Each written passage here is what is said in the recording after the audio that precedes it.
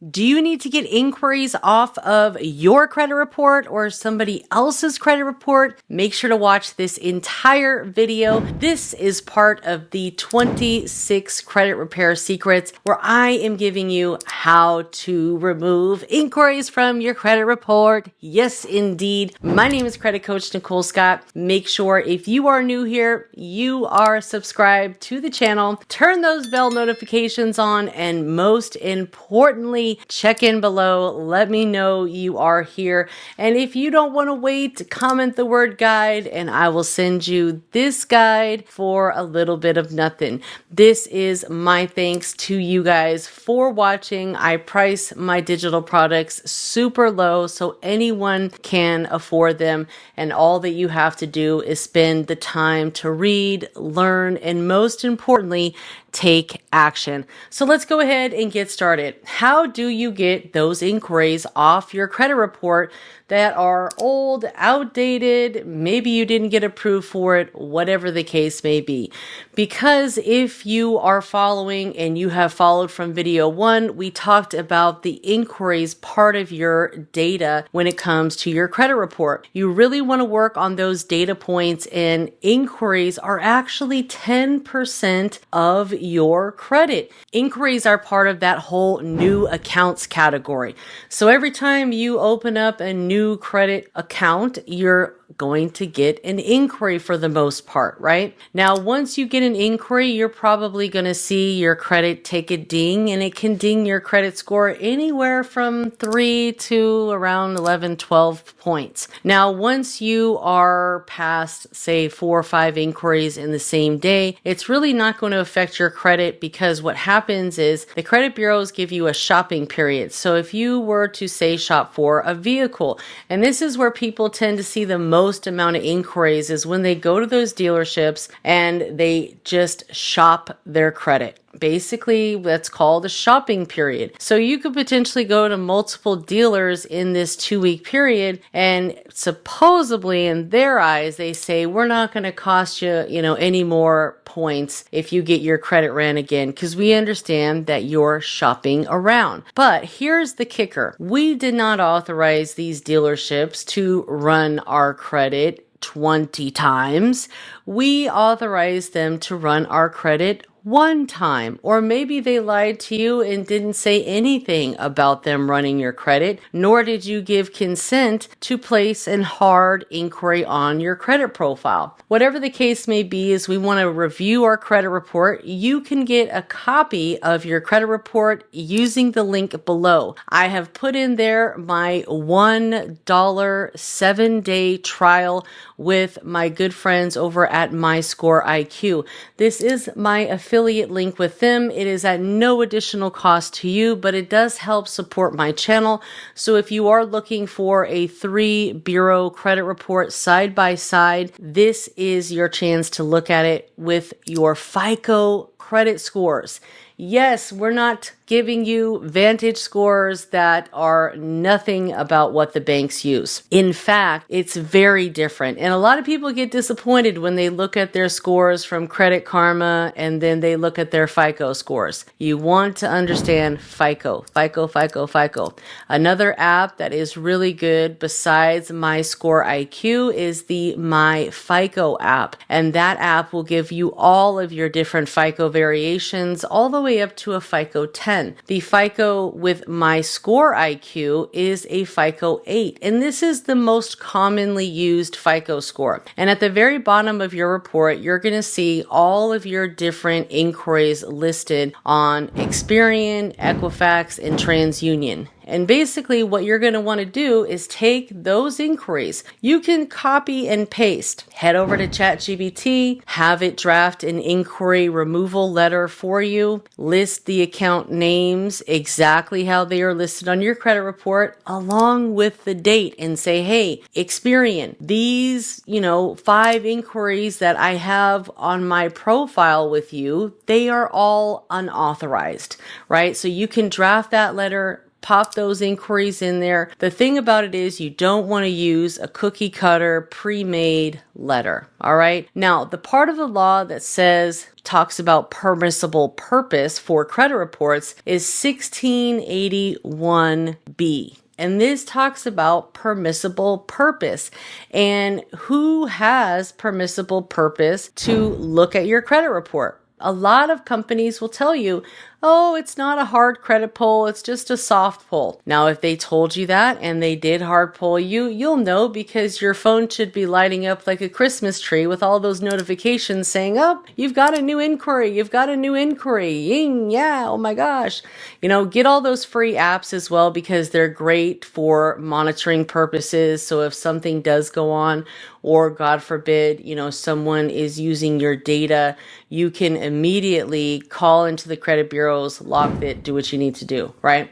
But it's going to protect you and it's going to allow you to track all of your data and make sure that everything is spot on. Because once you get into fixing credit and really getting serious about your data points and about credit, it is so addicting. And you're going to want to make sure that when you first wake up, you're checking those credit reports, you're checking those credit scores and credit monitoring to see what's new and what's good. And you're waiting for those results. And it is so rewarding, guys.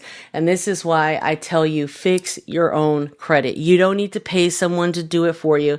In fact, you're going to get better results if you do it yourself. Okay. And I know it's, you know, not something that we might be interested in doing depending on who you're speaking to. Of course, me, I love doing this kind of stuff, but you know, it's not for everyone and I get it and that's okay. But even if I were to help you, by the way, if you are wanting help, the link is in my description. You can book a call with me and we can talk about how I can potentially help you. Now, I don't do credit repair for people, okay? I help you along the process. I have a community. You can join the community. Everyone will tell you inside of there, it's up to you to take action. I guide you. I provide you with the steps that you may need to do. I give you real life advice based on real scenarios and my experience because I've been there myself. I had a 484 credit score when I first got into credit and I had paid multiple companies.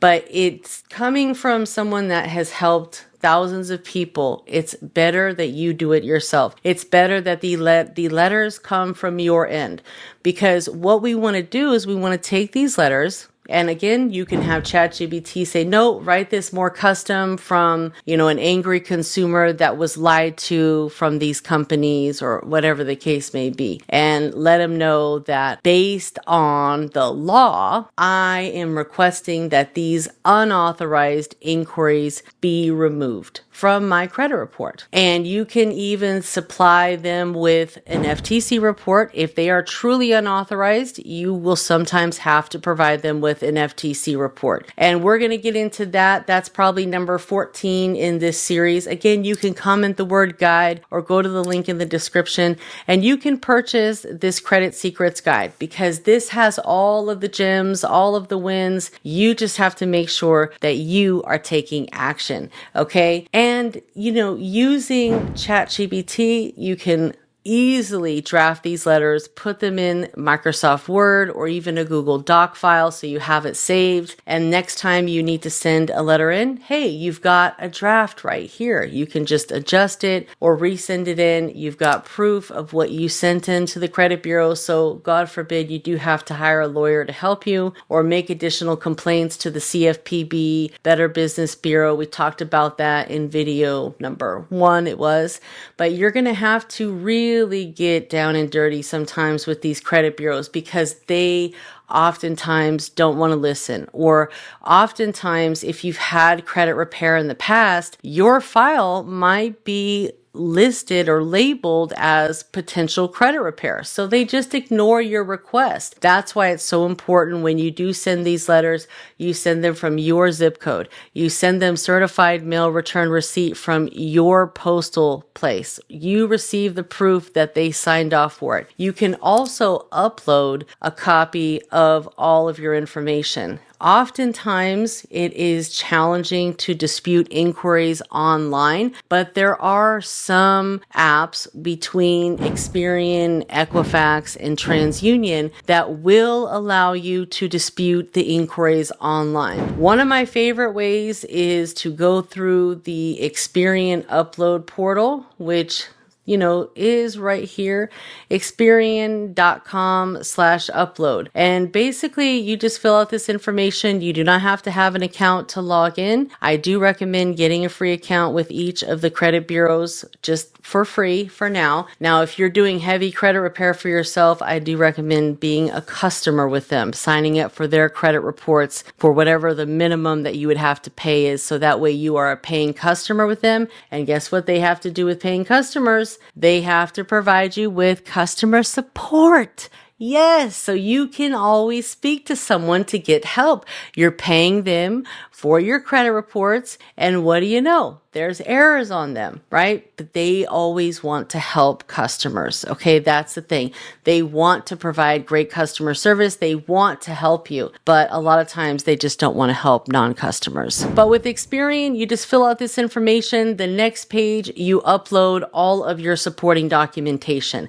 That can be a cover letter. I like to handwrite cover letters just so they know it's from a real consumer, real person, you, right? Give them the letter that you drafted from ChatGPT. Make sure it has all of the unauthorized inquiry names and the date, exactly how they are listed on your credit report. If you have any other supporting proof, like an FTC report or any type of letter from the company saying that they, did not mean to do it or whatever the case may be, include that. You're also going to want to include your proof documents, which is a copy of your driver's license. If your address is not correct, then you're going to need to supply, just in case, 2 forms of proof of address.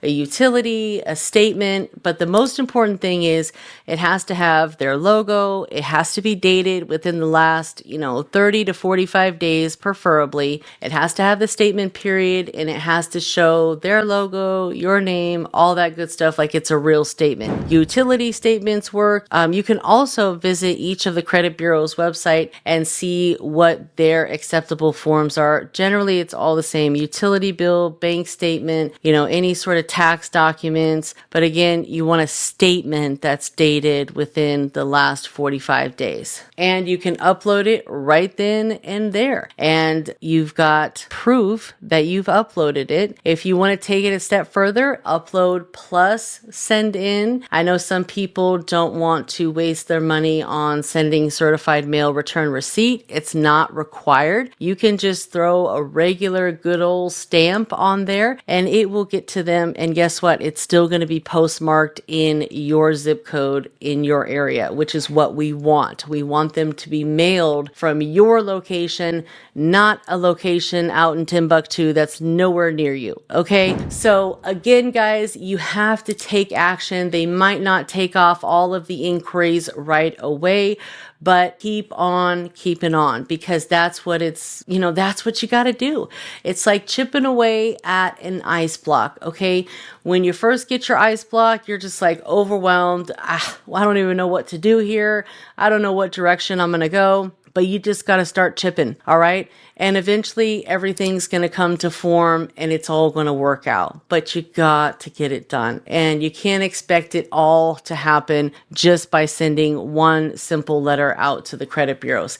You have to continue to follow up with them. You may have to make a few phone calls to them. Again, become the customer so you get customer service. Ask customer service to transfer you over to the fraud department. That's the department that you're going to need to speak with if you have unauthorized inquiries. Let them know you uploaded all of your documents, including your FTC report, towards their company, which is, or for their company, which is, say, Experian, right? Only do an FTC report report for Experian. You can file another FTC report for the data that might be on Equifax or TransUnion, but it's best to focus on each credit bureau individually, if you know what I mean.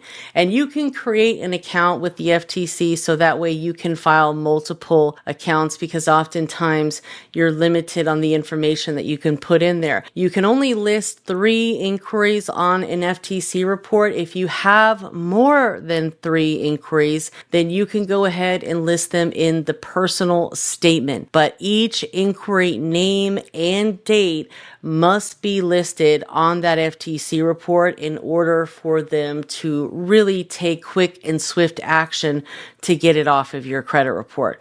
All right.